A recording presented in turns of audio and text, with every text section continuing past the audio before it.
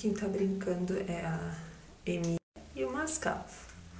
A Ebony tá aqui em cima do arranhador e o Toquinho acabou de fazer xixi. E a Dona Aquarela tá lá se lavando, porque ela acabou de papar.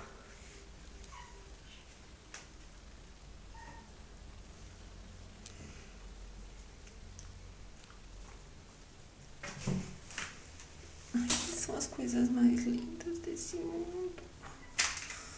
Ó, a tua libélula tá aqui, Alexandra. Eles amaram pular em cima da libélula e fazer barulho.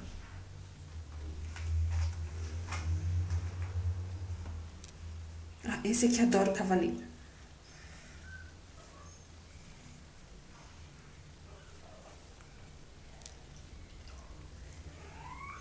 O Mascavo tomando água.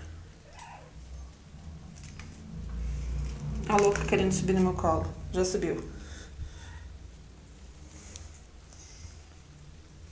Ah, esse aqui é o arranhão. Bonito, né? Oh, a Misca surtou.